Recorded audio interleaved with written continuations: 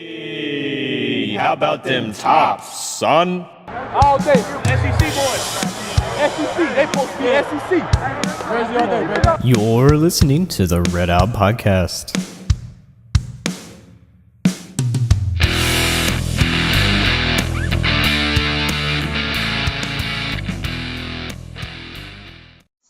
Welcome into another Red Out Podcast. I'm Jake. Hey, Devin in the house. And we got Ross. No Hey, Jared. guys. No Jared. No fake Ross. No fake Ross. This is the Ross. real Ross. Dude, I've been better at not calling y'all the wrong names recently, though. Yeah, you will I've made tonight. it. I've made it like 2 podcasts. Yeah, no, I've made like 2 whole podcasts without confusing you Well, guys. see, Jared, or Rarid, I should say, Rarid. is actually going out for Westerns basketball. So Right, he's actually training right now. That's why Yeah. he's not on the podcast Yep, tonight. he's- He's in the gym, real gym rat. No. He's at Shoe Carnival. He Shoots the ball at Shoe Carnival. That's how he's practicing. Dude, I forgot that was a thing. I did that Shoot today, or actually. Yes, that's the only thing that entertains me at Shoe Carnival. I'm like, yes, this Not is there, the buy greatest. one, get one Converse, you know? No, they did have a sale today.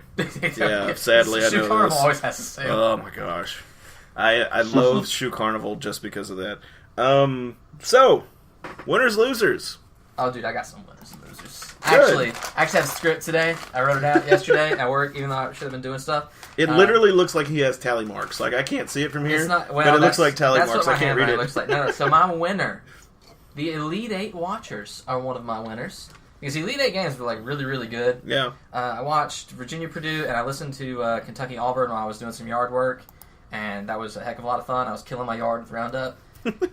Just FYI, Hardin County, maybe don't drink the water for the next couple days because I have committed Mass atrocities. unspeakable things to my yard. I'm fighting. I figured out what that purple weed in my yard is called, and it's not actually weed, so I can't sell it. well, no, yeah. It's called purple dead nettle, which sounds terrifying. I was gonna say you It's can't abs- smoke that. Yeah, that I mean, you sounds might like be it would able kill to, you. and it might kill you. It definitely Yes. will kill you now. 'Cause it's covered in Roundup. It looks nice on the side of the highway, like when there's just a giant field of them. And then Yeah, you know, have, I always thought that patches was in your yard. It's awful. well, Yes. and it like kills you. Like it goes like fast. Like Oh, I'm yeah. talking, it's like a quarter of my backyard right now. Oh wow! Like all under my like Now the Roundup you used, did you use the stuff that won't kill grass?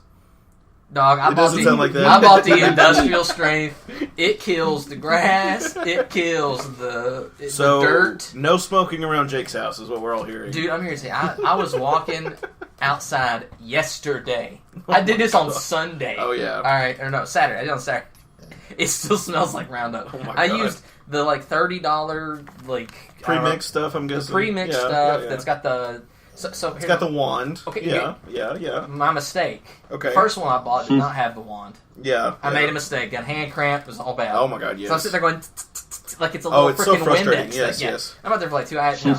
So, but I figured out the wand. I was thinking, I was like, oh, if I buy the wand one time, I'm Yeah. good to go. Because then I can just plug it into another one. Yes and no, but go ahead. Does it not work? I'm going to try it No, anyways. it'll die, but go ahead. Well, I mean, I got batteries. You just put Yeah, batteries in. but okay, for those of you at home, I don't know anything about using Roundup. This is your gardening 101 yes. with Devin. So, of course, my job is partially taking care of the grounds at where I work. So, like, when you use that pre-mixed Roundup, say you run out of jug 1, you go to jug 2, if it doesn't have a good suction, like, it won't work. I've done that before, and sometimes make it sure works. The seal works. Make sure it's got a good seal. Make sure, everything's working right, but But I'm the about to put a best- second one on the yard. I'm not going to lie. the best ones are the black cap or gray caps. They are supposed to be guaranteed for 12 months. Usually it works for like 6 to 8 months. I definitely used the 12-month one the second time around. Yes, I bought the crappy one the first time It'll around. kill everything though, so there you go. Well, I don't care. It's under Oh, the yeah. tree. It wasn't much grass anyway. It was dirt. Yeah, so, but you could smell it. Oh, like yeah. yesterday. Like it still smells like Roundup. I'm like, man, it needs to rain. See, my father-in-law, he's been spraying stuff with Roundup for so long that all the weeds are immune.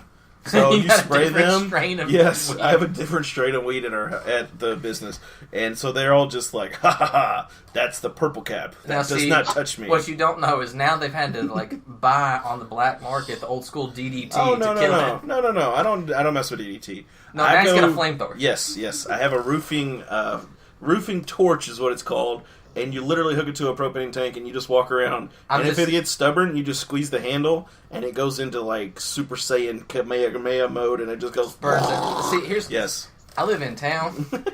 I think my neighbors would call the fire department. And then I'd have to deal with that. My wife, like, I'll sneak out and I'll be like, I'm going to go do something outside real quick. And she's like, oh. And so I walk outside. 40 minutes later, there's a plume. 15 minutes later, she'll come out and she goes, what the hell? And I'm like, what? You set the field on fire. No. She can just hear it. Oh. It sounds like a jet engine. It's like, and I'm like, good God, what was that? That's what we need to do next weekend, man. I'm telling you, it's But really no, that's it's really one of my fun. winners. Another one of my other winner is Coach Cal for playing Barnhart and the fundraisers like a Stradivarius violin. Dude, That taking the call he from is, UCLA. Oh yeah. Just knowing they're going to lowball you Yes. and taking the call just so. Yeah. And you cannot convince me that it was, I want to be appreciated more. No. It's, I He's paid want... like, what, $9.4 million a year? He's Right. at 9.2 from what I've heard, but I mean, But so, it's neither here nor there. slight pay bump and guaranteed for life. At not being and underperforming, which we get, that's a summer topic. No. But that is like... We can get into that for a second, because I want to. I got a little fire for that. But that Okay. absolutely is the most hilarious. Like, he is, and you gotta give the dude credit, because that is a master plan. Yeah. Because you know they're gonna lowball. You know they're not Yeah. gonna come swinging with $12 million or $13 million, Yeah. which is what it would take to leave literally the best situation that he could ever. I hope to mean, be in. it's the most stressful too. I'll give him that. It's super duper stressful. Yeah. But see, UCLA is a crap job. It is all expectations, Yes. no Right. support, And nobody cares.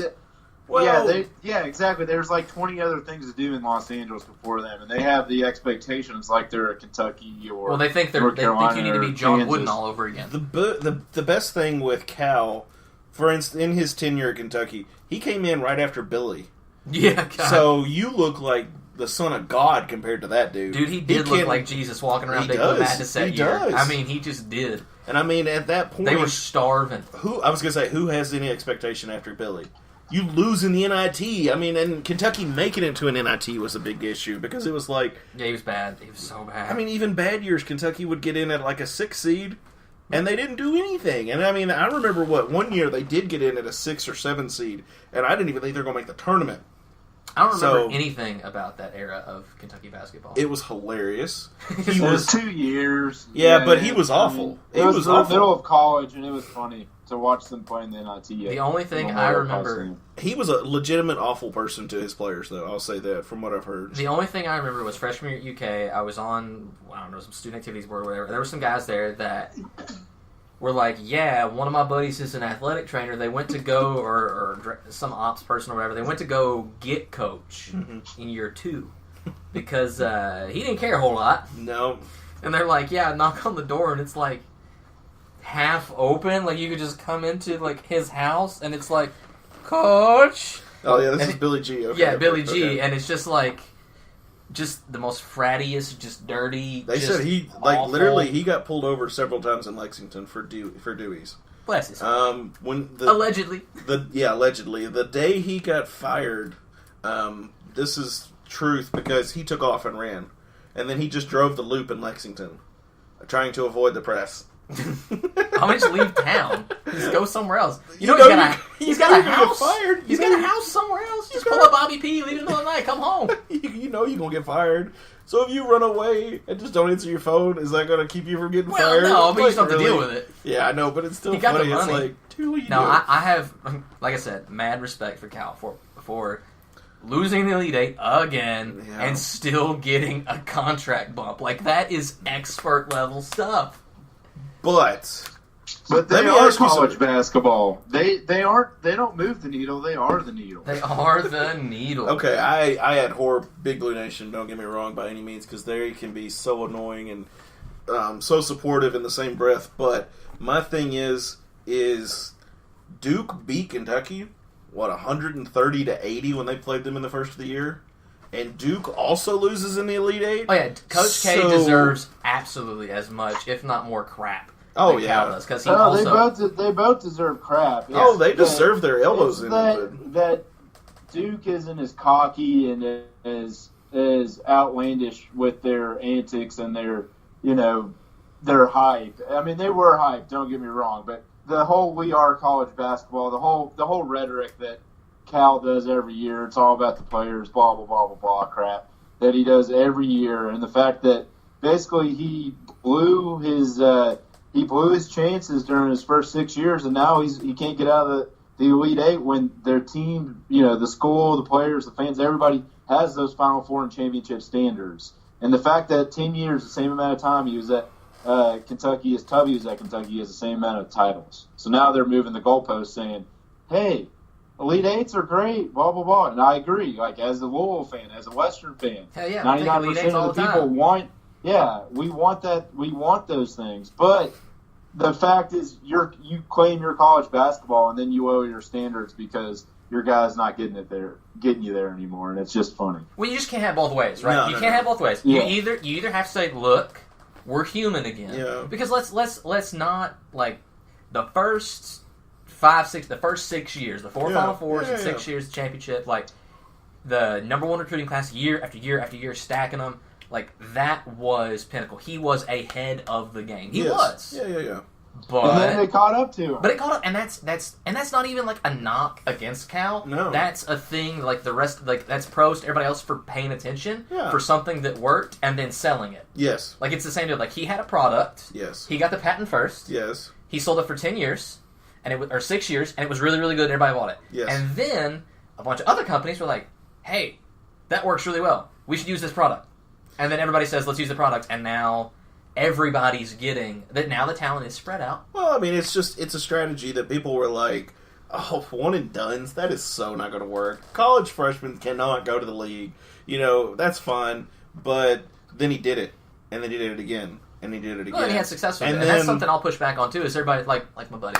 I had a buddy who texted me. He was like, Texas Tech and Michigan State, this just proof that the one and done is not. I was like, okay, time. Let's hold up. I would say experience matters, and the problem is with Cal is he doesn't build his teams for experience. Like players like Wenyan Gabriel would have been a perfect player on this UK team. Instead, he plays 4 games this entire season in the pros because he doesn't build people to stay there for a long time. It's always the next person, always the next person. I mean, it's a drug, too, for the fan base. My thing is, the fan base would love for people to stay more.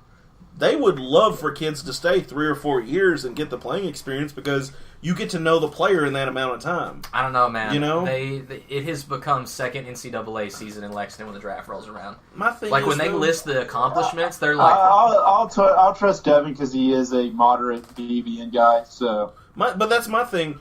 Okay, let's say, just 1 year, you don't get to know that kid as much as if they were there 4 years. I mean, for instance, let's say a PJ Washington got hurt right before the tournament starts, gets in at like the second round. He had 2 good years. Imagine if he had 3. Yeah. What if he made it to his senior year? You would see him grow so much as a player. And Patrick Patterson's a really good example. But I can't blame Cal. If this kid's staring down $1 million, or how much ever the kid's staring at, but to let me, him go. the people like Isaac Humphreys, Wenyan Gabriel, there's so many role players that he chases off, and stuff like that. Let me recruit's over. You need those players at the end of the day because those senior leaders, those guys are the glue that holds you together. You augment those one and done talents with those guys, and he's not getting the number one. He's not getting the number one type talent anymore. No. He's getting 15 or 10 to 15 range and back, and he can't win at that same level. And we saw this year. Yeah. Go ahead. We saw this year at Western, like we had a lack of really strong senior leadership. Yeah. Monte was trying, right? But it's just different character for different guys. Yeah. Tay and them are still real young. Still sophomores. So it's one of those things where experience matters. It does. But if you told me, all right, Jake, here's what I can give you.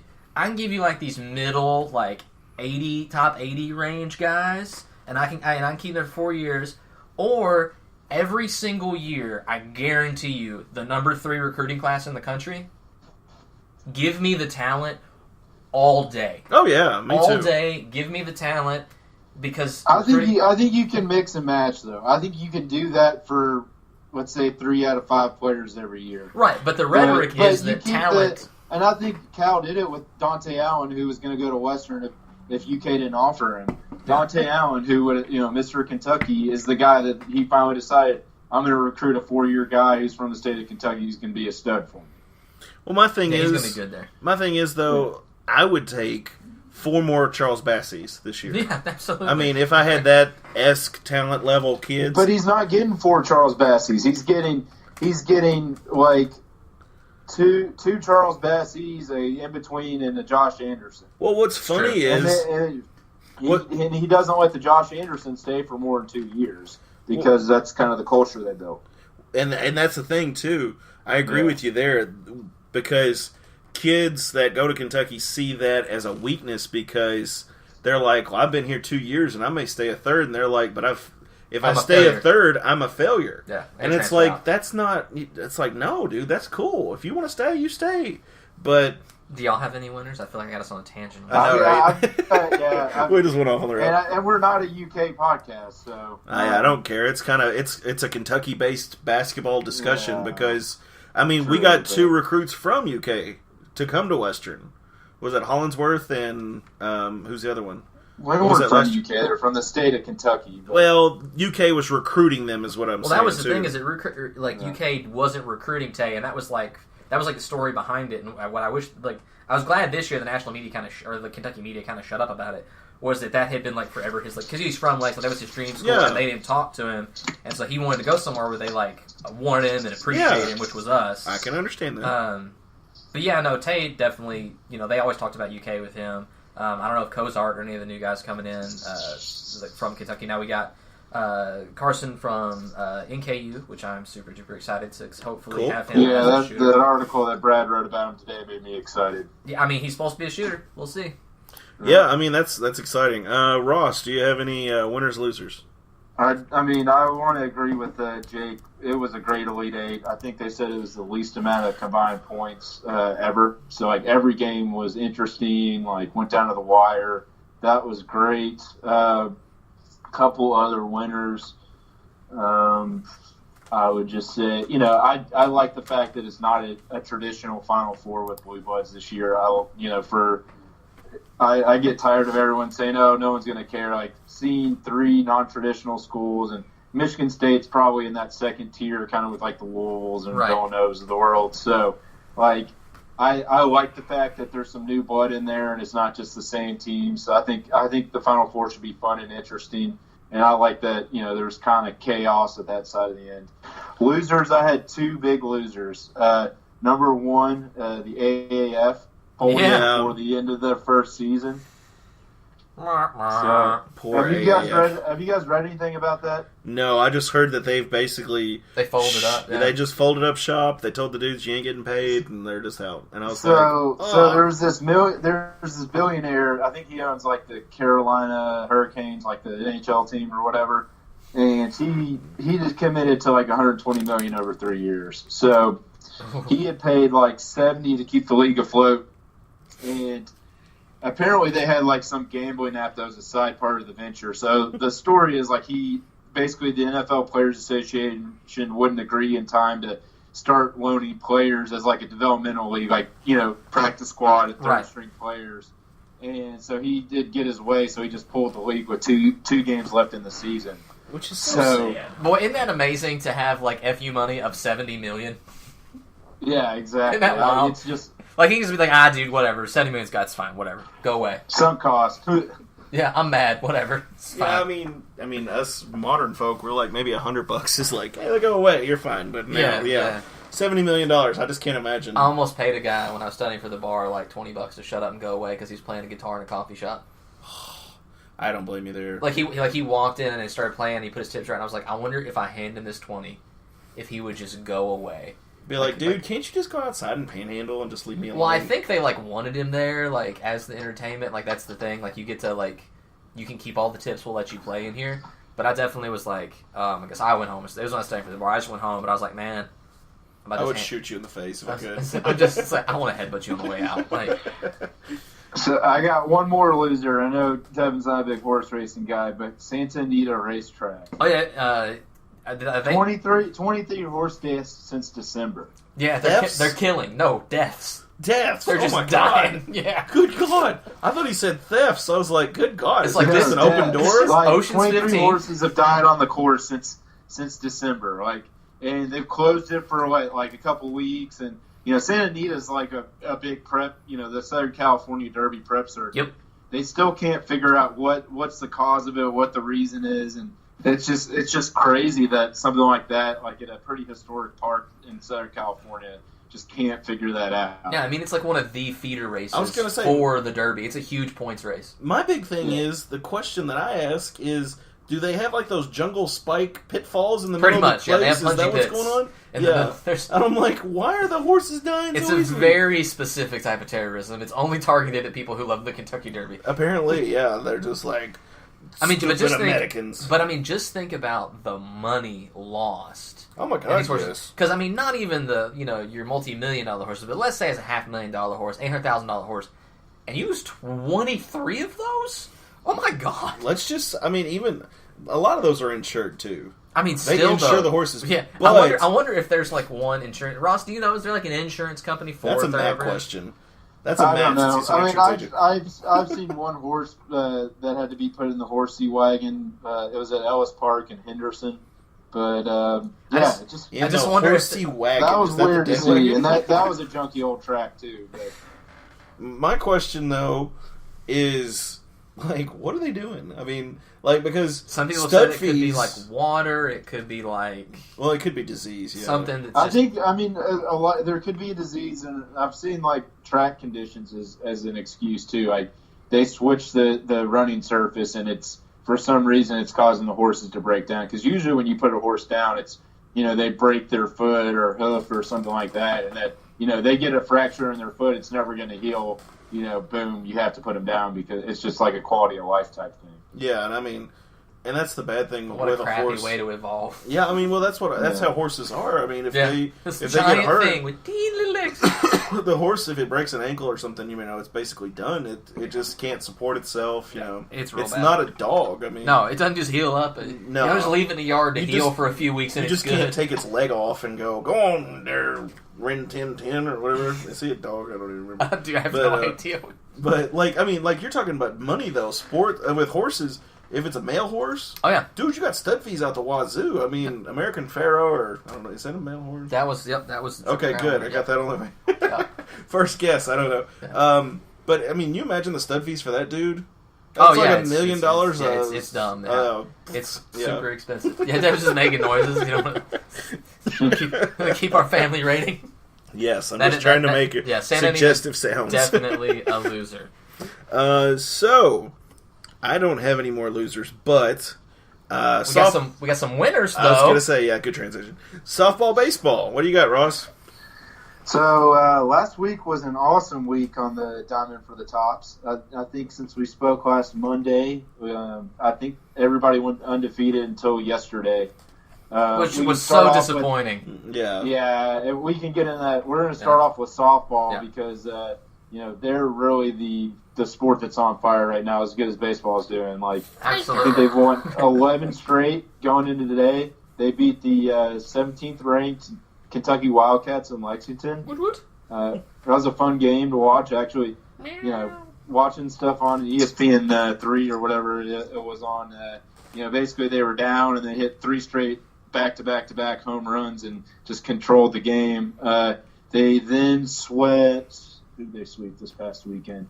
They then swept Charlotte at home, they then swept Florida Atlantic at home, and then right now they're hosting U of L. So I was going to after ask that you about the Louisville game. yeah, they're losing right now to Louisville. I think Dang it's 6-2, I believe. But I mean, there's still 3 more innings to go, so you never know. I think their pitching finally got lit up in the first inning, and they haven't really recovered. But basically, their RPI jumped up from 67 to 52.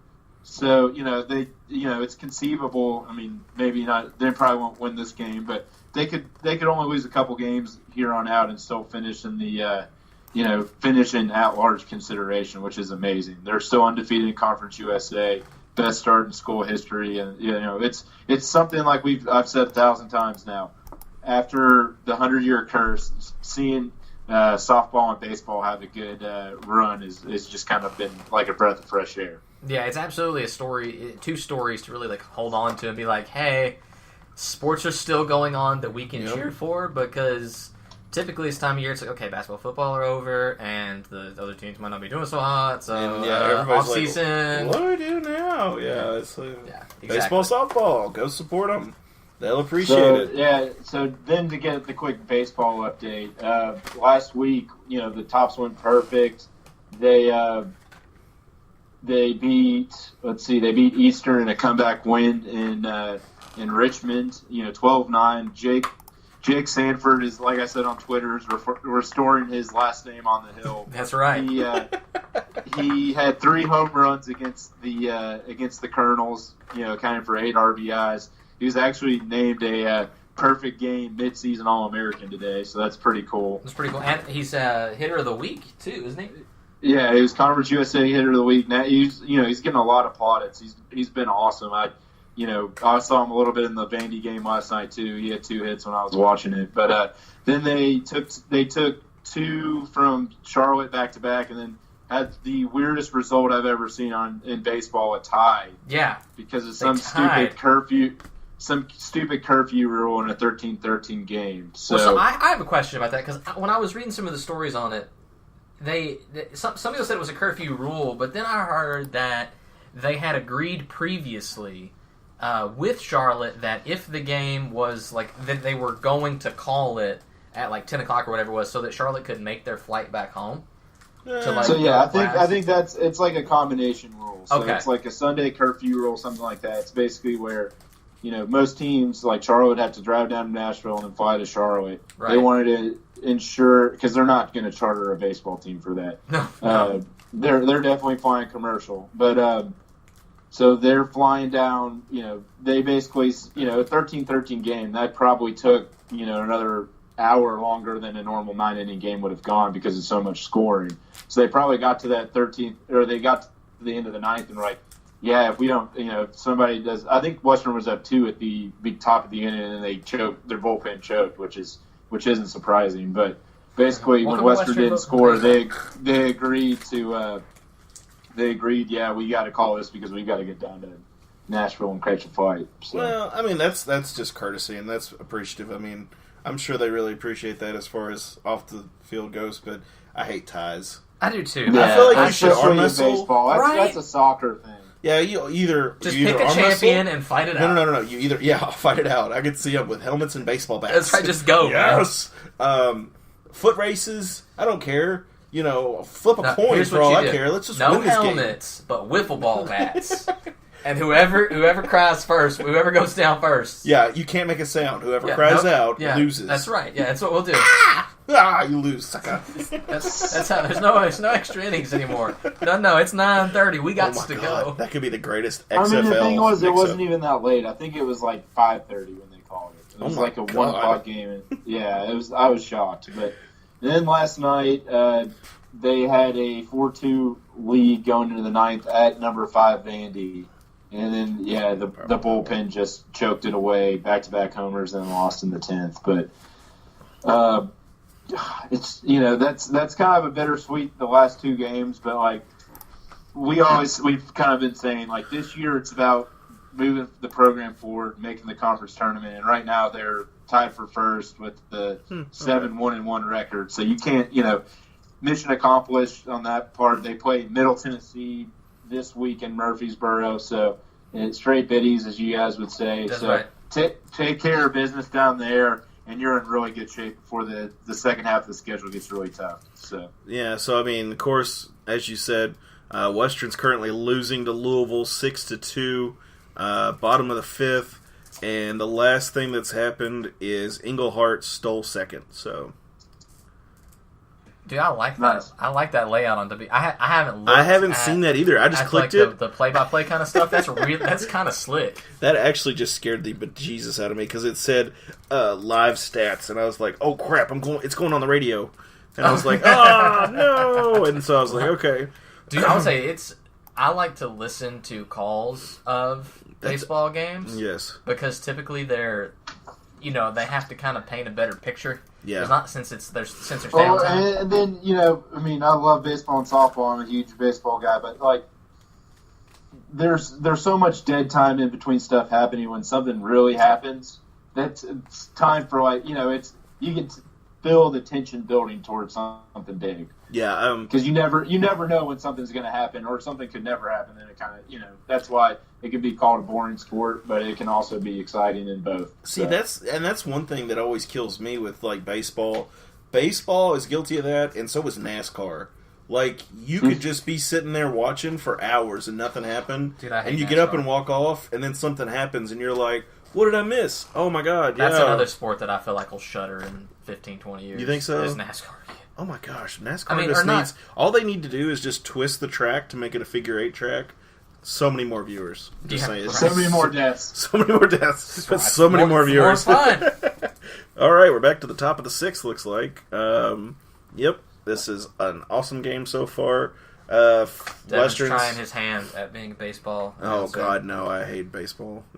Baseball announcers are really good because there's no way I could possibly do this. You just got to be really good at vamping, like just talking about and here's the Here we are again today at the Well, baseball game. Oh, yeah, that's what you guys do on this podcast. is vamp. Pretty much, So, pretty yeah. much. I do I mean, like if you guys said, I bet you if you had you two in a booth, you guys would love it.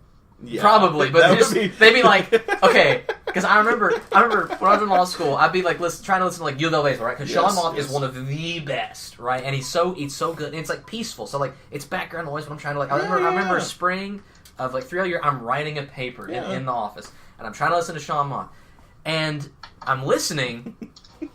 But he's talking about the train going Yes, by. yes. He's talking about the weather. And stuff's happening, man. It's not in between innings. And, it's been 7 minutes, and he hasn't said the score. And I'm like, okay, look. Now, That's I know. annoying to me. That Yeah, and so I'm sitting there like, okay, Sean, look, man, I love you to Yeah. death, but am I going to, call the station? Can you text Sean, Yes. tell him to tell me what this... Every 2 minutes you got to tell the score, dude. Or it's You just, gotta tell the score. Come on. it wasn't even just the score, but, the count. Man, it was a full count last He time. does it by himself too. That's Oh. tough, man. Oh, yeah, dude, he's You just... got to have the 2-man booth just to Yes. keep the back. He's just sitting there. I mean, and he's really good, but I was like, dog, you've got to tell me how many strikes and balls there are right Yes, I know last year, and if some of you all go back in our YouTube stuff, you'll see where I did episodes by myself. now. Oh, God. Yeah. Oh my god. It's the worst thing. I'm a windbag, but... It's hard to do. It is. It's single, on a podcast, just you. Yes. On a radio show, single radio show Yes. people. Very difficult to do. Same thing. Having a call of a game Yep. is one. That's why you always have color and an analyst. Yeah, you know? gotta have somebody just to kind of work off of so you can talk. So... Would you chill? Devin's playing with a dragon right now. Yes, No pun I'm intended. playing with my dragon. So, since Western's out, as Bowling Green typically goes, we're going into the rumor mill. Yeah. So, when everybody gets bored, we all just start making up stuff, and I am so glad that our listeners played along with us. And Yeah, dude, seriously. Because sometimes I feel like when we post stuff in the group, there's a certain percentage Yes. of people whose funny bone died Yes, along with their yes. soul 20 years ago. So first off, if you're the type of person that comments "Don't joke about recruiting, it's serious business," you're a joke. I'm gonna need you to lighten up a little bit. I'm gonna need you to have some fun. I bet you're a lot of fun at parties. Yeah, I'm sure you're a lot of fun. At parties, Drinking I'm your Merlot, Yeah, talking to it's- your it's friends. about serious things because we like to have fun. On Cave Mill Road. I actually don't know if that's the better part of town, but... Cave Mill Road. Yeah, no. That's a little Over there by Living Hope in the dog park, yeah. Okay, so, yeah, I know, right? So, Graviton for the win. so my favorite. So some of my favorites. Yeah, so these are just rumors that goofy rumors. I don't know if anyone posted anything serious or not. Yeah, we do have a couple. But Series, there's some funny stuff, just random crap that we thought would be funny to just mention and be like, yes. what if that was real? Michelle Clark Hurd is going to come back and take the men's job. Okay, so One of my favorites. Yeah, let me start. Let's assume for a moment that Stan's left for whatever reason. He's going to LSU. Because he's going to LSU. Yes. I don't think she'd be a bad choice. That could I'm be gonna be interesting. honest. They would have great technique. It's great fun. Oh my god, that's the most. Women's basketball, they have great technique. Great Yes. technique. Their Yes, fundamentals. The one thing it would do, it would draw attention to the university. It would be cool because you'd have a woman as a whichever head coach. men's program decided to do that. It would be a 15-minute of fame thing, but yes, I That's completely fine. agree. You get to ESPN a little bit. That's cool. Sadly, though, according to rumor mill, after Stans goes to LSU, he is going to go to Arkansas. And then from Arkansas, he's going to go to Lindsey Wilson. And then after What's Lindsey Wilson's Wilson... mascot? I can't remember. What are they? Raiders or something? I have no idea. And then after Lindsey Wilson, he's going to the University of the Cumberlands. Great online education program. Yes. University of the Cumberlands. I'm sure they do. They legit are one of the more affordable ones. My thing is, how bad would you have to fall from grace? Dude, I don't even know if the University of the Cumberlands has sports. Actually, a rumor that I'm starting is that Harper's going to Baylor. So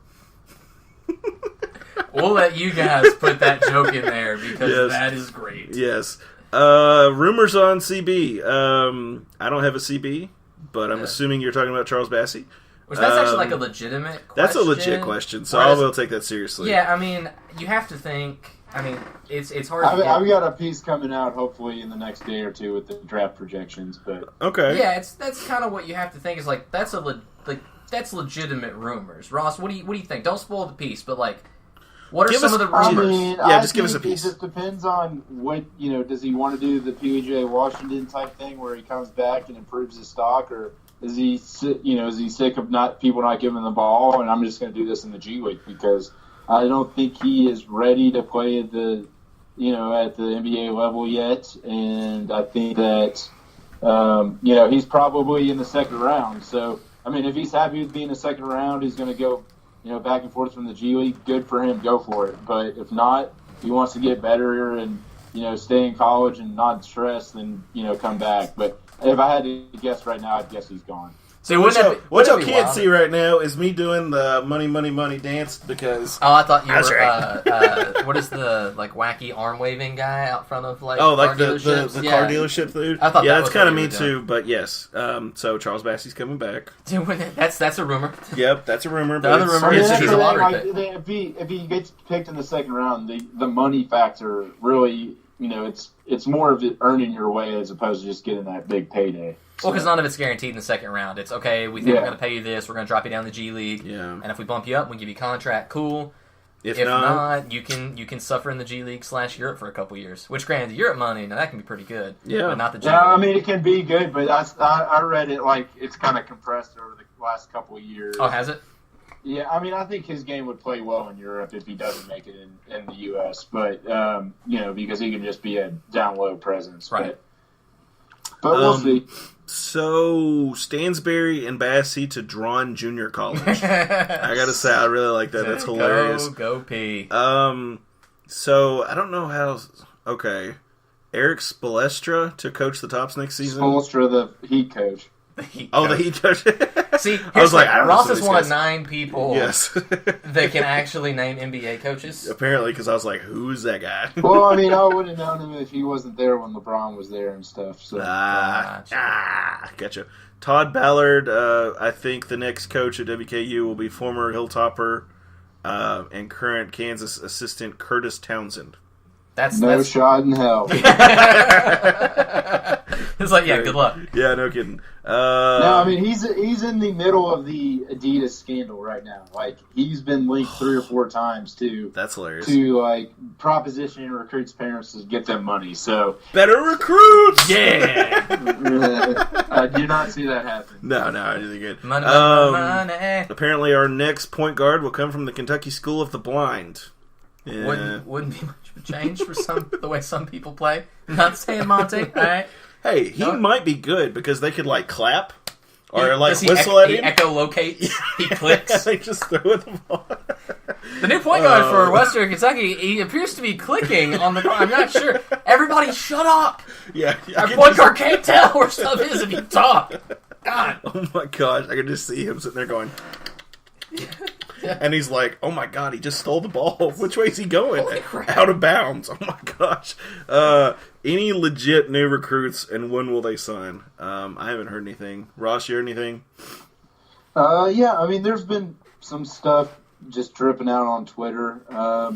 I would say basically after I don't think we've got any news of any attrition. Like until Bassey, we hear news on him. I think all the scholarships are full, but that doesn't mean that Stansbury isn't still recruiting and trying to find pieces. If not, I think there's that Alabama grad transfer they've been linked to who averaged like 7 or 8 points a game there.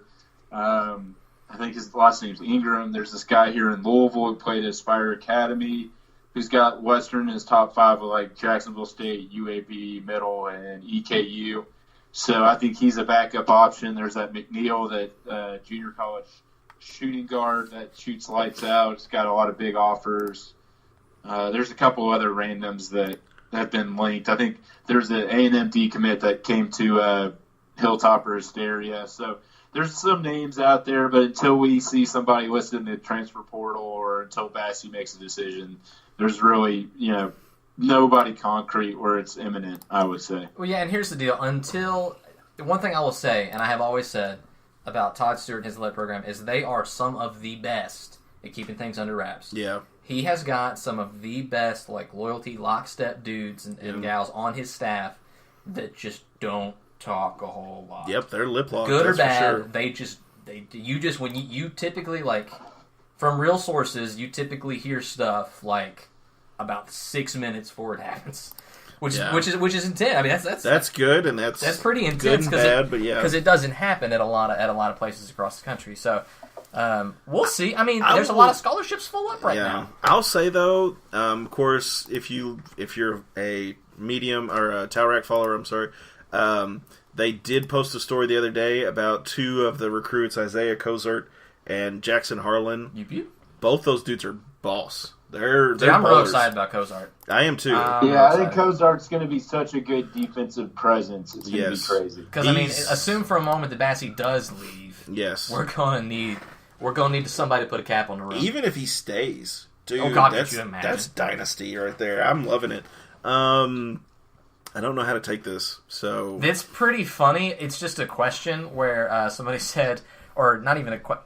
It starts out as it's a statement and then a question.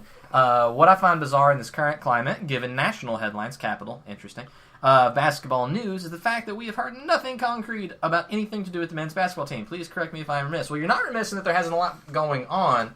However, because they're probably in class. Well, not only that, but like, we're not a national headline school. If we are, it's not good news. Typically.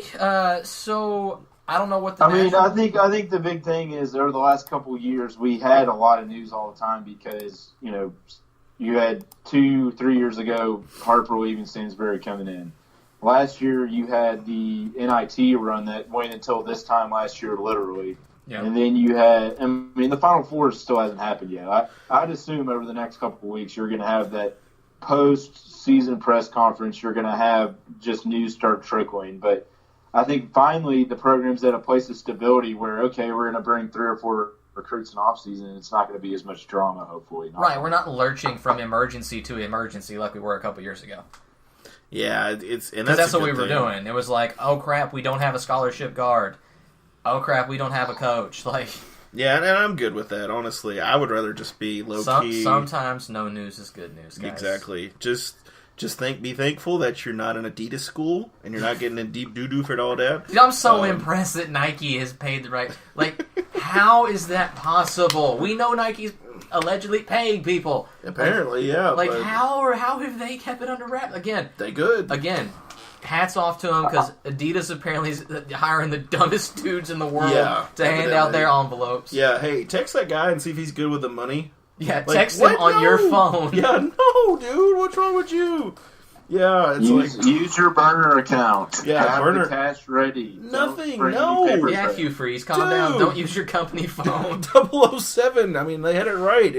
The little message thing self-destructed. You don't have to worry about it. Well, here's the use the Instagram DMs. They won't check that. Right, and not only here's the deal. Sliding into the DMs with the money. Y'all know the very first rule, right? It's like, if it's not written down or not, like, it doesn't exist. I thought you don't talk about Fight Club. Well, that too. Now you've already broke the rule, Devin. God, I'm trying. God, no, it's on the podcast. But if it's written down, it happened. If it's not written down or recorded, it didn't happen. So here's an idea.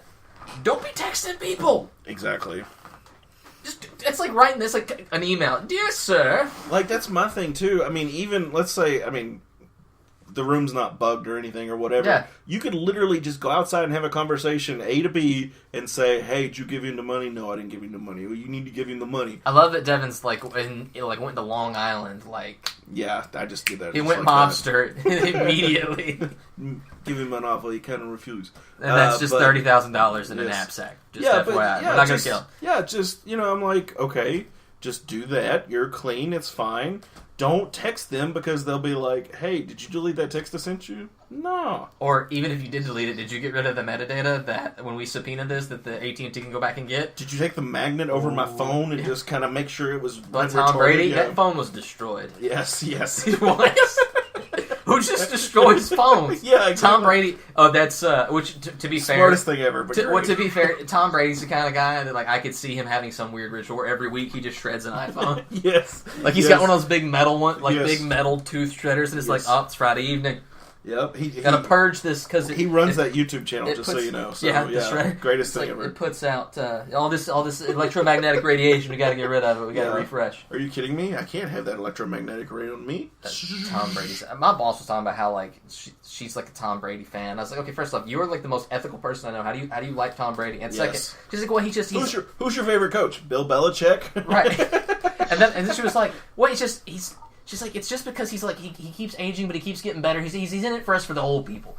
And I was like, it's because he's made a deal with the devil. That's why he sold his soul to the vegan devil. I'm pretty sure he was on Little Nicky doing pretty that. Much, yeah. But, no, seriously, though, that's just the most ridiculous thing. And it's hilarious all at the same time. I just don't know, man.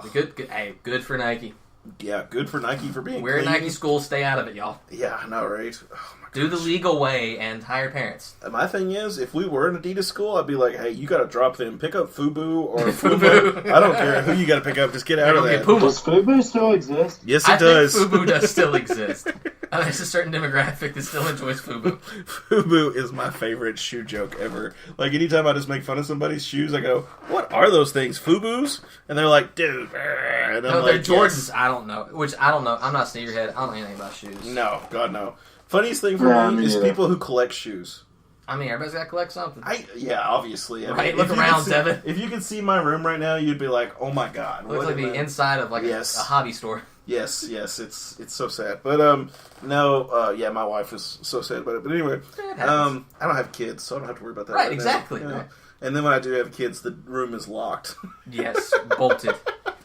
Yeah, I can just see them playing with my Dragon Zord, Power Ranger, Megazord Legacy thing. Again, this is how much of a child I am, right? I think putting together their Lego sets is very zen and fun. Yeah, it's very de-stressing. And I was like, okay, I'm going to put this thing together. And, y'all, if you've been listening, I'm having a kid. She's coming on the 20th of next month. And I'm like, man, this is going to be destroyed in a few years. It's going to, You can glue it. You're really only 2 weeks before my kid. Really? My next one. Yeah. Dude, we're going to be not sleeping at the same time. Of course, you're worse, though, because... We're going to go the Midsummer podcast. It's like, hey, Jake, have you slept? No, I have not. I'm seeing stars. I don't even know how I got here, guys. I'm just snorting lines of caffeine off of a Coke can.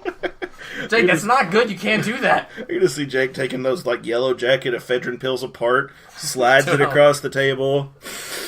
Him with a dollar bill, sniffing it up. I'm concerned about you. It's fine, guys. They told me that at work. They were like, we're just going to not have as big expectations for you this summer. It's going to be all right.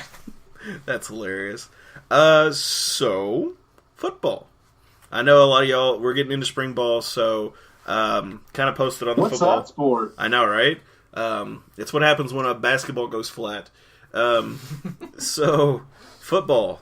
Spring ball going on. Gotta love it. We actually do have some legitimate questions on the football page. Will we be... Let me talk real quick about what I've heard about spring practice a little bit. You go right ahead.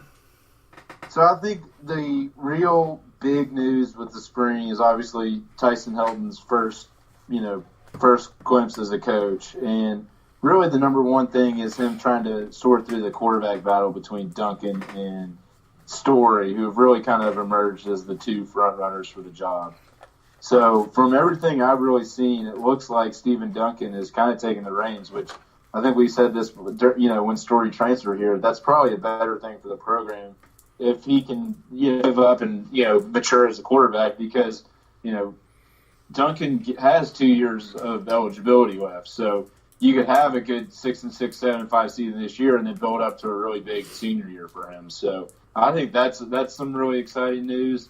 And then we got the news today that Eli Brown, the Kentucky transfer, who's supposed to step up as a starting linebacker, is probably going to be out for a good chunk of the season with this injury, maybe the whole season. So that's going to be a tough loss after we already lost Ben Holt, and I think we lost another senior Moberly too. So the one weakness of our defense, it looks like, it's going to be linebacker unless some freshmen can step up. Which is such a marked change from the last few years, because between Iggy and then Holt and then Eli with the transfer, we've had really good luck at that position. Yes, and we've had some really stout players, and it's like, oh no. And with linebacker, I mean, that's basically your leadership on the defensive side of the field. With Eli having some experience last year and, coming from a bigger program, not saying that he's more experienced or better leader because of that, but, he has more experience as far as defensives go. He may have seen a different play here or there or whatever. Well, not only that, but being like a vocal leader. You watch a game. Who's moving? Who's yelling? Who's talking? Who's pointing? Right. Who's pointing is the thing. That's linebackers are the quarterbacks of the defense. Yeah. Exactly. So. And with Eli going down, Ben Holt transfer, and some of the other guys like you were talking about, it just makes it concerns me. But I'm hoping that what they said was indefinitely is not necessarily indefinite, and it's 6 months or whatever. Yeah, it's not like a season-ending sort of thing. Hopefully. Exactly, and I hope it's not like that for him. Hopefully, it's better to happen in April as opposed to September or October. Yeah, August. I mean, that just shuts you down for the season. But with a foot injury, you have a lot of issues with it. He's going to have a lot of rehab. Had a player, not revealing any names because of HIPAA, but had a dude who got hurt. He broke his 5th metatarsal of his toe. So that's the bone that goes up to your pinky toe. So for the next few years after that, he was constantly having to do rehab. He had to have it taped. I mean, and of course, I don't know about you all, but if you have something tight on your feet, that is not what you want. No, it's pain. So it's going to be an issue for him moving forward. I'm just hoping that it's not a big issue as some of these other things. But let's just hope that he'll be back in September, October, whatever, working it out for the top. So yeah, dude, seriously. Yep. What else you got, Ross? That was the two big aspects of spring ball. I mean, they've been little tidbits about. I think I saw something about Baker's return to the team, which I don't know if we even talked about. I think running back's going to be a really big strength for the team this year, period. With, you've got Samuel, who had a really strong, a sneaky strong season last year. Yes, you had Moses coming off the injury. I heard that he had a good play in spring practice. And you've got Appleberry and Garland France. So I think running back, we're going to have all kinds of options. If we can get some receivers to really step up, and Tyson Helton is kind of Braum light, I think offense could actually surprise this year. So I hope so. I sincerely hope so. And that kind of covers one of our questions. But the first question I'll go with is from Brett. Will we beat Louisville and Nashville? I don't know. That's a real big question for me. Maybe. It's kind of a toss-up because you don't know who you're going to see come Louisville time. Let's see. Let me pull up football here. We've got them on the 14th of September. Third game of the year, right? Yeah, third game of the year. It's a possibility. It depends on how much Louisville's progressed. Jake and Ross, I know, are both Louisville fans, and what we were talking about before the show. They're keeping it quiet, man. Yeah, they're keeping it quiet. You got people transferring in and out, which it'll be interesting to see what the roster looks like in the fall. I mean, Bob. I mean, there's been some talk. There's that SI article that dude, that's so good. Week, that Petrino pretty much tanked his last season. Wasn't holding recruiting meetings. Yeah. Wasn't, his players didn't know where his office were. The program's in shambles. And Western. We lamented so much last year how big of a missed opportunity that was, when we should have beat them. In week 3. Yep. This year, we've got way more experience returning. And they're losing players left and right to transfer. They could have like a 50-man roster. So, I think, in Nashville, it's going to be a more pro WKU crowd. We'll probably be about 1-1 going into the game. But, if we spring the upset, it could be 2-0. Who knows? But I think that there's a good chance with our system and with our returning talent and production, we have a shot if the new coaching staff is as good as we think it could be. Yeah, dude, say what you want about Sanford last year. At least he was trying. Yeah, I mean, Bobby legit. Listen, Ross said the same thing. Like, only one, and okay, maybe this isn't true. This is what the article alleged. It's the only Andy Wagner, is he director of football operations? Was that who he was? Yeah, he was like a big bully, like who just treated people like crap. Yeah, he was the only one that had Bobby's cell number. So if you wanted to get a hold of the coach, and you wasn't staring him in the face, yeah. That's hilarious. Could you imagine? Like, you're the defensive coordinator, and you don't have your coach's number. Yeah. Hey, coach, I was wanting to go over you, for some stuff before we played the game on Saturday. Nope. Pound sand. Yeah, I know, right? I'm like, make my millions of dollars, pay my kids millions of dollars. That just sounds like you just want out. You just want out, and I saw this too. If I was Louisville, I would stop making buyout payments and make him prove that he was actually, he didn't stop doing his job. Okay, so here's how that works. So they have already fired him. Yeah. The action has now happened. So there's a clear cutoff for most types of suits that you would have. You can always sue. There's always an option. But the types of contract theory that you'd have to go after him for are like stuff in like what we call like, it's legit like losers theory. Yeah. Like, you go after it to make a point. You don't go after it to get money because there's no way. But in financially, is it prove it? I mean, financially though, is it worth it to Louisville? It's $14 million. It's $14 million. If they had a case, absolutely, you've got an actual case. But they just don't want to turn the page. Why not? Just call the Hammer, get it done. That's a joke for us regional people. For the people. There you go. Morgan. Morgan will pay some cash. Man. Hey, there you go. They'll grind. I would love to see, and just so you know, Morgan & Morgan is representing Louisville against Bobby Petrino. Who has the Hammer. Oh my God, yes. They're just facing off. That guy, I heard, rumor on that dude, he is right now, according to a lot of sources, the wealthiest attorney in Kentucky. The Hammer is? Makes more. He's huge office. Daryl Isaacs, go ahead. Makes bunches of money. Yes.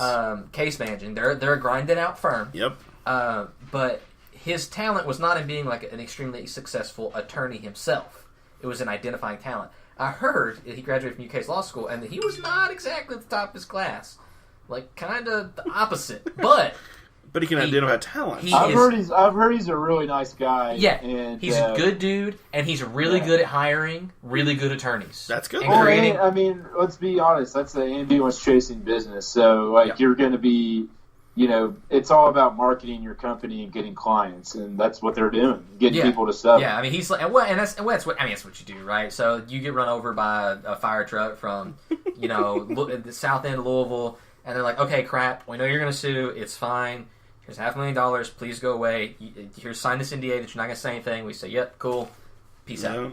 Because it costs a lot of money to try a case. It costs a lot of money. I mean, even cheap attorneys, you're talking like at trial, a couple $100 an hour.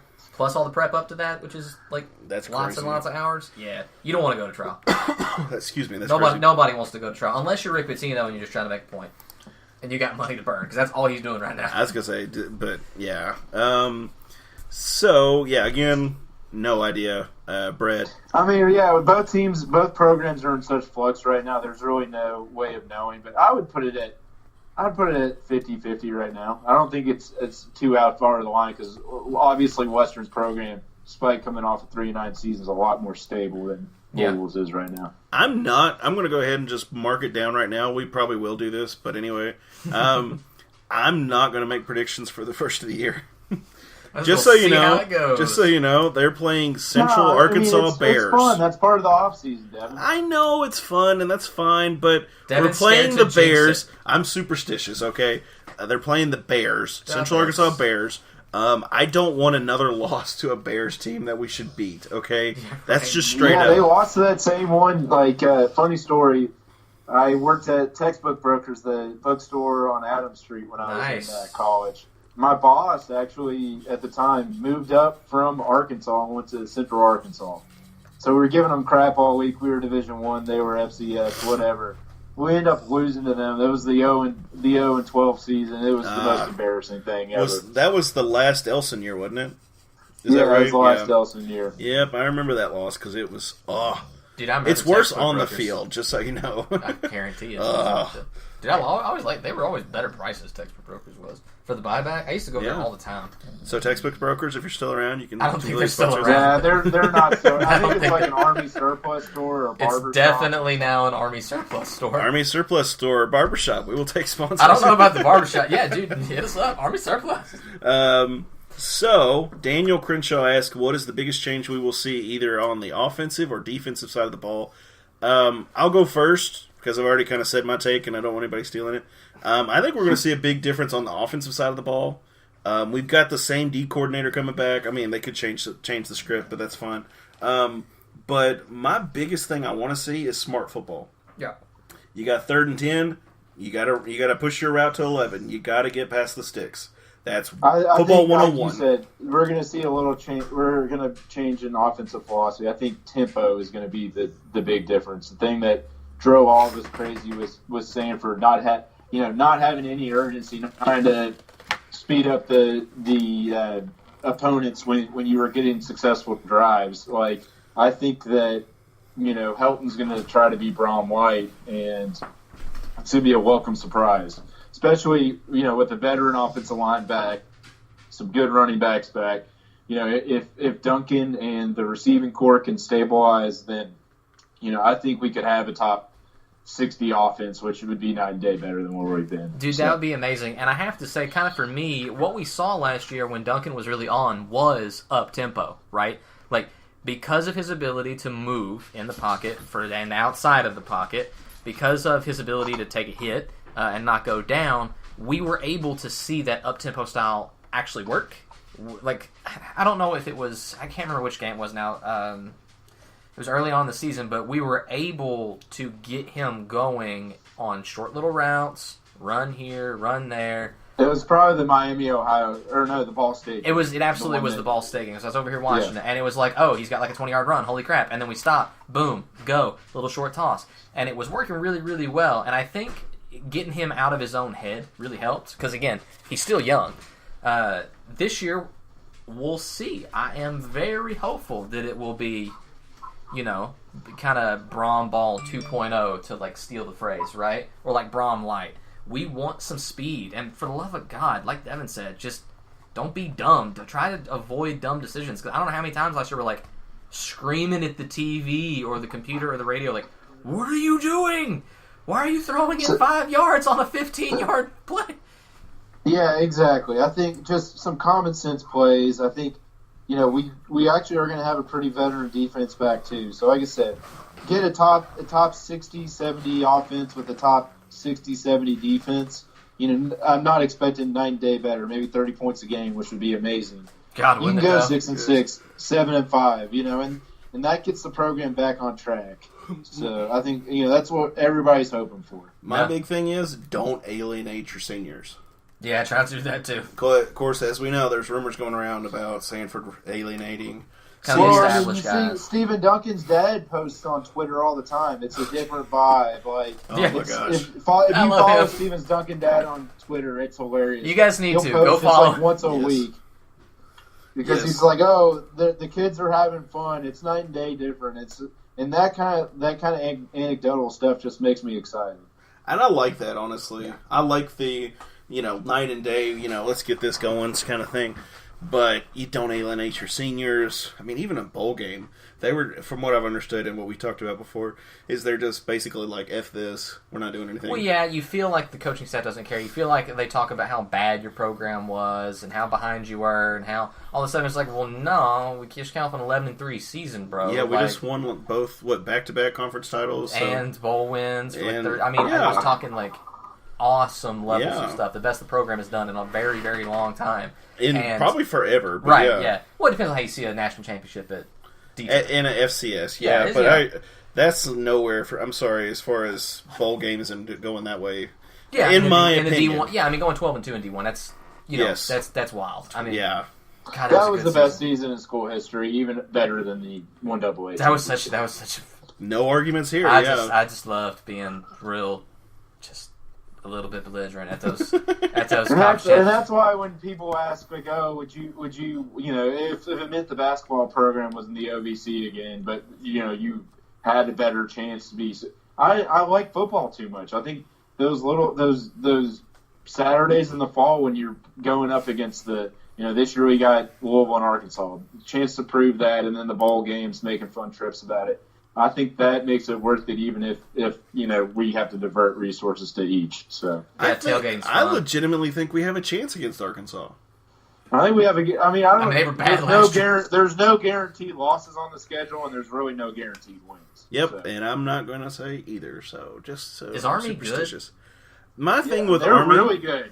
My thing with Army and Navy is they practice at like 4 o'clock in the morning, and then right after that they have PT. So them mothers can run all day. Jake, look up Army's bowl score against Houston last year and ask if they're good. Didn't they hang like 70 on them or something? I don't. Yeah, or like 77. 70-14. That's kind of now I'm remembering. Yeah, because Army used to not be Army great, is what and now they're Navy real was good. like 3 or 4 years ago. Yeah. Like they are the triple option service academy team. Yes, that's. But it's in Bowling Green, and so I think we, if we're passing the ball well, and they're running the ball trying to grind it out, we could, you can have a shot in those kind of games. I mean, Braun beat Army and Navy like 3 or 4 times I don't think he lost to either of those teams when he was in school. So the sneaky thing with Navy is that they're a run team until you think they're going to run it, and then they throw it over you.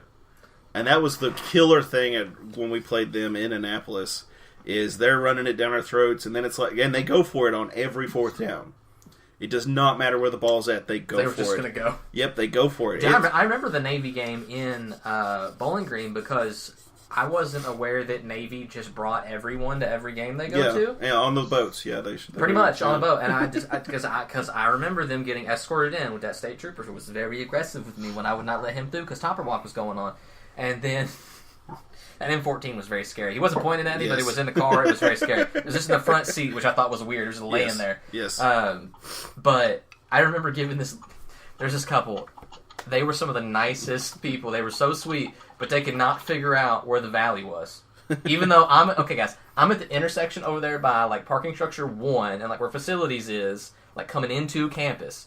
I was like, y'all... And they had it one way, and I was like, okay, here's what you have to do. You have to go down and around... up and back around, and it's literally right there. I'm pointing to where you should go. Please park there. And then they would go around, and they would come right by it. And they'd be like, I guess we just... Well, they didn't have a southern accent. They were from, like, I don't know where. But they were like, we just missed it. I'm so sorry. I was like, okay, no problem. Let me show you on the map. They did it, like, 3 times before they finally got to where they were. And I was like, thank you, God. Yes, that's... So Western beat Navy 19-7 during that game in 2013. And then they beat Army that year, 21-17, and then the next year, Braun went 2-0 against those teams as well. So, I mean, we've had some good luck against their triple option teams lately. So, my gosh. Okay, so let me try and pull up Arkansas's schedule last year. They were 2-10. Bad. Yeah, they were real bad last year. 7th in SEC they lost West. to Colorado State. That's why I'm not that high on Story. But, you got to give them just a little bit because they're in the SEC West. They got a lot of big dogs in there. there. You give them a little bit, but, look at their, But there were some games like, if you went 4-8, I could give them a little bit. 2-10, that's, they lost that's North a dumpster Texas. fire. Did they lose? Yeah. They lost to North Texas. They got whooped by North Texas. Yes, they did. That was a big deal back in the day, too. Last year, I'll say back in the day. Last year. Had that punt return, that was a big deal. I remember that, because it was all over. Yeah. Yes, and North Texas was so hyped up, and I'm like, they're paper champions to me. I'm sorry. And then they were real good, and we're like, oh man, North Texas is actually real good. Yeah. They returned. North Texas will be one of the favorites in the West because they returned that coach who was supposed to go to K-State, Luttrell, and then Mason Fine, their quarterback. So him and the FIU quarterback will play week 2. They're like the 2 big ones we got to worry about in this conference. So what I'm giggling about, I was just about to say that it looks like Arkansas is the Vanderbilt of the SEC West or East, or vice versa. East side, yeah. They lost to Vanderbilt last year. They did. Yes, they They did. did. They did lose to Vandy. That's fine. But I looked at the standings, and Tennessee was 2-6, which I had forgotten about. You But forgot how bad they were. that just They're tickles- so bad. That just tickles me They're so like much. they're pretty much Can I give a really belated loser, by the way? Yes, Sure. go for it. Why not? The Tennessee Vols, who still have less NCAA tournament appearances and less Final Fours than Western Yes, in college yes. basketball. Yeah. And Yes. there was all the dual WKU UT fans got so upset when I posted that on the Tower Rack account saying, "Oh, you're sour grapes," blah blah blah blah blah. I'm like, come on, guys, like. You aren't really a Western fan when all you have is Barstool Tennessee crap posted in your Twitter feed. So Yes, let the hate flow through you. Dude, seriously, Scrum, move to East Tennessee if you want to do that. I don't need you. Yeah, exactly. I'm sorry. Here's the thing: at the end of the day, unfortunately, and we're all somewhat dual fans, but I think we're all on the same page. As Western first. Screw, if push comes to shove, you're going to support your alma mater. Yep. Like, does Tennessee, Kentucky, Louisville, any of those big schools really need you as a fan that much? Nope. Yeah, I mean, I agree. Yeah. It's I support the little school because I love Western. Going there and everything is awesome, but at the end of the day, Big Blue Nation, as bad as it sounds, they're so big that a few bad apples can make the entire thing seem like they're all a bunch of redneck hicks who call up roofing companies and threaten to kill the guy. That's so bad. Yeah, that's the worst thing I can think of off the top of my head. But we might make fun of our Western Facebook group a lot, but you don't see any of us doing that. no, you don't. You don't see that, and that's another reason I like Western. I mean, Yeah, I'll always go to bat for Western. Dad worked for Western for almost 30 years, put food on the table. I'm in the tank for the Tops. Yep. Cleaning elevator buttons, gotta love it. That's right, man. I told him I told that story on the podcast. I said I didn't use the same words that you used because those were not appropriate. No, But- God, no. Could your dad know how to listen to a podcast or? If I sent him the link, he could click it. Yeah, I was gonna say you probably could do. But I told him, I was like, man, in the office, because the guy that I got some other friends that used to work for Western, retired, they got good stories. I was like, you know what? I'm gonna start collecting these, like writing them down. And I'm gonna start. This is gonna be like, I need to be a regular thing on the podcast, like random, crazy, no name Western stories from the facilities guys. From quote Joe that works for facilities. Uncle Joe. Where the crap happens. Yes, the crap happens. Write it down. So. Guys, we're going to leave off a rank tonight because, Rumor Mill just was so much fun. Yes. So, I hope y'all enjoyed. You want to do a quick Final Four prediction? Sure, let's go. Like Final Four. Like who's going to win everything? Yeah. Who's going to win it All all? right, go, Ross. Yeah, you go first.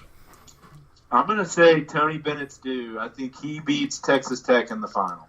Okay. I think Virginia beats Texas Tech in the final, and I think it'll be a pretty good game. So it let might be a little low scoring, but I think it will be a really good game. So let me set up the bracket up real quick. We've got Michigan State Texas Tech plays Texas Tech, and then Virginia plays Auburn. Yep. Okay. I'm going to say it's going to be Auburn Texas Tech, and I'll take Texas Tech. I do not think that Auburn can have another game they had against Kentucky. You don't think so? I think that the only way to beat the pack line really is to shoot the lights out, which Auburn does, or which whatever. they can do. Yeah, They absolutely can do. Fair enough, but I just do not think they've got the horses to do it.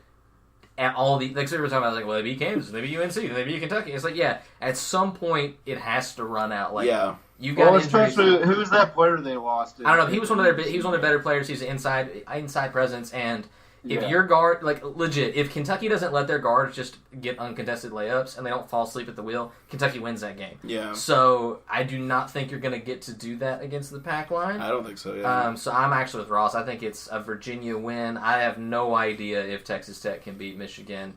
I just hope Virginia loses. I'll trust Izzo. Why do you hope Virginia loses? Because last year they Because I lost to wanted to win. Loyola, and it was hilarious. UMBC. I'm Yes, sorry. yeah. They lost to UMBC last year, and it was hilarious. I think Tony And Bennett's a stand-up guy, and it's his turn. He probably is a stand-up guy, and that's fine. I don't care. There's tons of stand-up people out there in the world, and they don't win national championships. But my thing is... But there's only one of them in the Final Four. There's That's just true. a lot of Rick Pitino's and a lot of other non-stand-up guys. Another Thomas That's true, and every dog has his day. But their whole story was, we got beat by UMBC last year, so we're coming back with a vengeance this year. You know what? I hope you get to the final game and lose it. I'm sorry. Devin hates redemption stories. That's what he's telling you. No, I don't care for redemption stories. I just think it's hilarious, and I hope he loses. But it's not as funny if he loses in the final game, though. It would have been funnier if he he's lost to already Gardner redeemed Webb. himself. I guarantee it's a think movie. If you would have told a Virginia fan, hey, you're going to make the Final Four, but you might lose as a 16 seed the year before. I think, since they haven't been in 35 years, I think a lot of Virginia fans would have taken it. I don't think I would have taken that as a Western fan. I mean... Well, as West fan, firmly disagree because they're going to go down as the first one seed. It doesn't matter. If you come back and win the title the next year, who gives a damn? That's true. I'd be willing to bet Yeah. almost any sum of money. 20 years from now, if you ask what do people remember with the University of Virginia, Yeah, they're but the first if one you to go lose. up to your average Virginia fan, they said, "Yeah, we lost. Who cares?" But we won the title the next year. Yeah. I think the fans care more about because honestly, Tony Bennett is going to have his day. Yeah. Right. Yeah. So betting on him in the long term, fair enough. Yeah. But if you had to take the choice, like okay, but you have to lose to the Retrievers of UMBC in order to do it, they'd be like the year before, then you get guaranteed the next year. They probably be like, I'll just take my chances. That's my thing. I kind of would agree. take that trade all day. I would take that trade all day. Being the first one to if you told lose me to I could 16. win the title at any of my schools or any of my teams I care about, and they said, "Okay, well, you're not going to be relevant for 3 years." Well, if you're always going to have that one. Okay, so metaphorically speaking, Ross, if you get arrested and you go to Louisville Corrections and they're like, "Hey, dude, you're going to get the biggest black dude in here is going to be your cellmate, and he's going to make you your little cellmate girlfriend, but For one day. But then you get to come home to your wife and, whatever. So you're going to take that. You're going to take your cellmate Bubba. That is not an even thing. No, I'll give you the even thing. That is a crime versus a crime. So Ross, let us assume for a moment that you were to be arrested for like 6 felonies all at once, right? And it's going to be a life But you won sentence. the lottery afterwards. If I won the lottery, I wouldn't give a damn because I would still have enough money to overcome it.